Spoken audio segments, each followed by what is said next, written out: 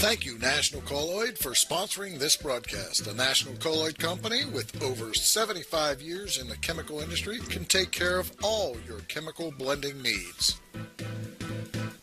All right, we're back here live at the Harp and Habit in Franciscan Square, Steubenville, Ohio. We're being joined by Greg Bahen, Steubenville Catholic Central Crusader head coach. This portion of the show being brought to you by National Colloid Company. Coach coming off of a tough Week 1 loss to Lucas, 29-13.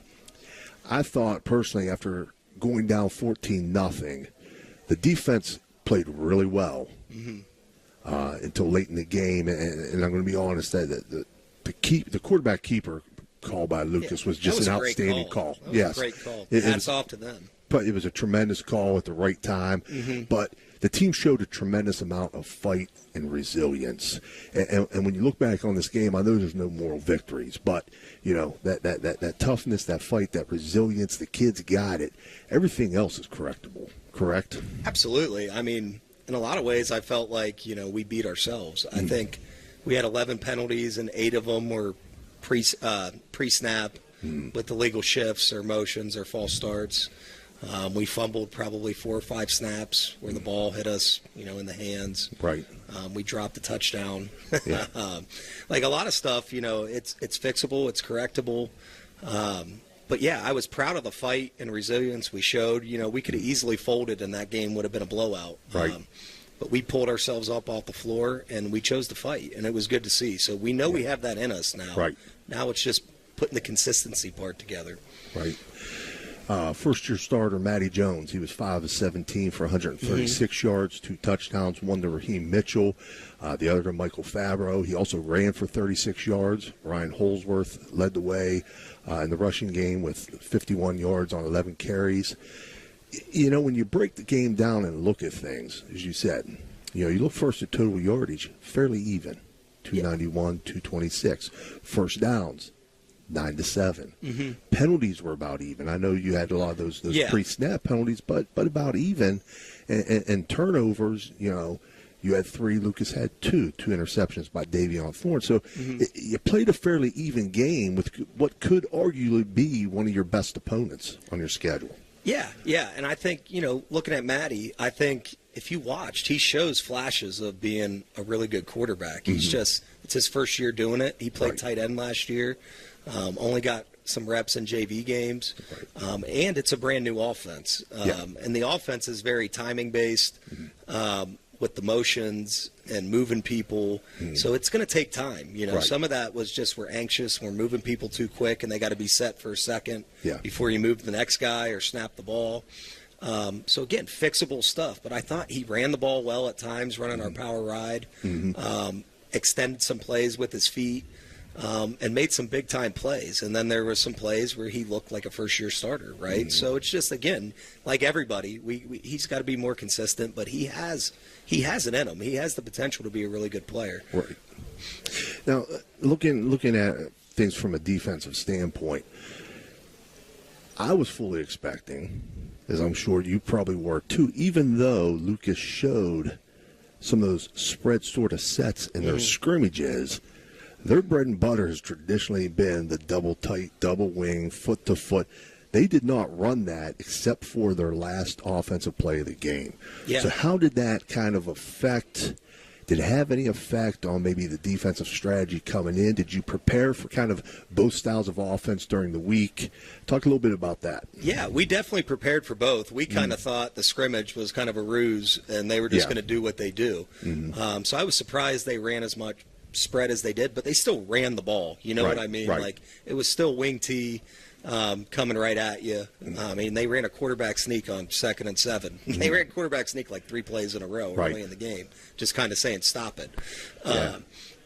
So what they do is hard to prepare for, and I thought the lightning delay helped us because what they were doing, we were kind of misaligned and opening up gaps. So we were able to settle the kids down. Hey, we should be here. We should be here. Right. And then, we got to fight. And I thought once we calmed down and got aligned, like that's a big part of stopping that offense, whether they're in their spread looks or, the double tight. Once we got aligned, I thought we were pretty close or even with them, like you said. Yeah. And the defense, hats off to them. I mean, I put them in some bad situations going for it on fourth down in our own territory early in the game, and they bailed us out multiple times. Yeah, so. Still looking at the defensive side, because I tend to focus in on different groups at different times during the game or what have you, but I was really, really impressed with the play of your two inside linebackers, Kyron Busick and Seth White. I thought both of them read very well. They're downhill players, and they're short tacklers. And talk a little bit about those two, because I'm sure they're the ones making the calls out on the field for you, so on and so forth. Yeah, I thought they were awesome. Their communication, because they're the ones getting us, helping the D-line get lined up, the formation and stuff like that, and making sure guys are in the right spot. And then that was the best we had seen them read from our two scrimmages to now. So, again, like, hats off to Coach Joe Bahen and Jeff Clark, for getting those guys ready. And they're getting better, man. And Kai's a 3 or 4 year starter, so we kind of expected it from him. And Seth's only a sophomore. So it was really good to see him playing downhill, playing fast, playing physical and aggressive. And if we can get that play out of those two, like, we have the talent on the back end. And then you got Nate Irvin causing havoc on the D-line and Johnny Kostecki. Like, we can be pretty darn good on defense this year. So they're going to keep us in a lot of games. I believe so. And I know coaches like to keep things under their hat. Notice Kyron Busick coming out late in the game, a little bit banged up. Is he good to go? I mean, Yeah, he actually is. It ended up just being a bruise. He'll have to club it up and play with the club. They don't want to get it hit too bad and swell back up. But it ended up being minor. So we came out fairly healthy from that game for how physical it was. Because, you got 37 guys, losing the wrong guy here and there, it can be a huge problem. But we came out, all in all, we're feeling good going into this week. Good. So let's talk a little bit about this week. Your week 2 opponent will be Strasburg. You're going on the road. It's going to be the first of 4 road games in a row, correct? The road gauntlet. Yes. They were 43-14 winners over St. Thomas Aquinas in week 1.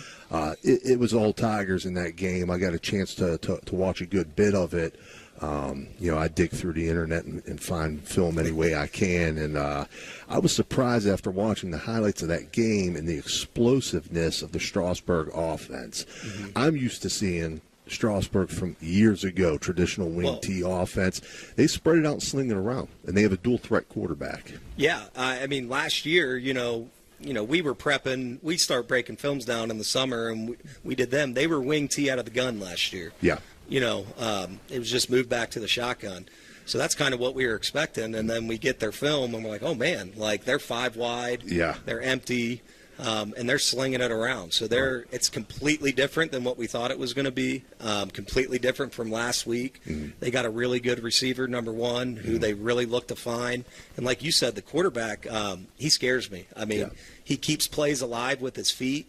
Not really looking to run. He does a great job keeping his eyes downfield and extending plays. And then their receivers play well off of him when he scrambles. And they get a lot of big plays off him extending plays and broken plays and stuff like that. So keeping him in the pocket and containing him and getting pressure on him is going to be a huge key this week. Right. Flip things over to their defensive side. Again, they only give up 14 points.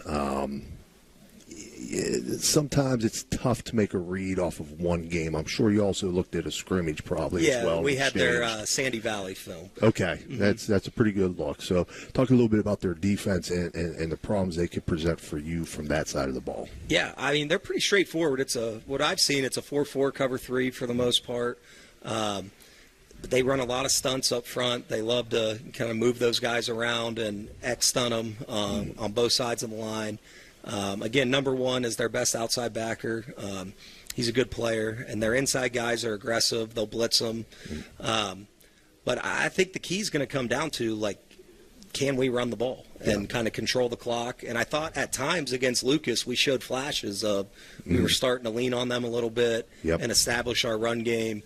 But then we would get behind the sticks with silly pre-snap penalties. So we just got to stay on schedule. I think it's hard for anybody, but especially a young team playing, 1st and 15, 2nd and 13, and stuff like that. So if we can eliminate some of the mistakes and stay on schedule, I like where we're at offensively. We're going to keep getting better.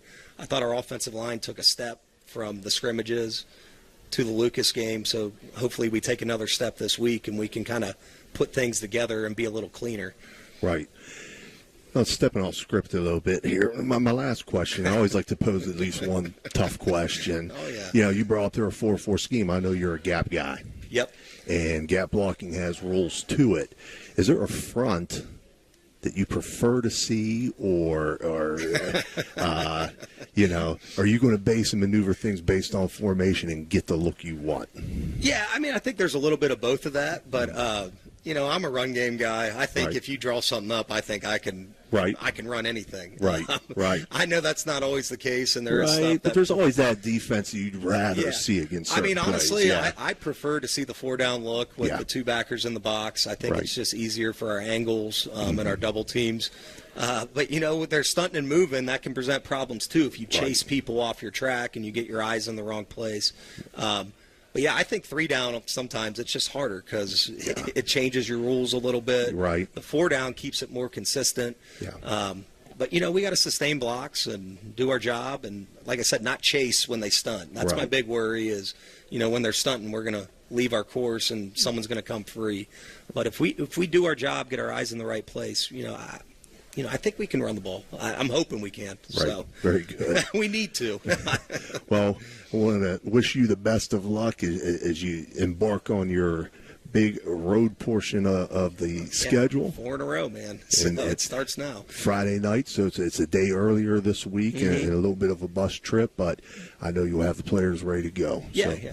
Good week of practice. So. Best of luck, and hopefully we're talking about your first victory I as the hope so. Crusaders next week. Absolutely. Appreciate it. All right, that's been Greg Bahen, head coach of the Steubenville Catholic Central Crusaders. We're going to take a short break, and we'll be right back. Thank you, National Colloid, for sponsoring this broadcast. A National Colloid company with over 75 years in the chemical industry can take care of all your chemical blending needs.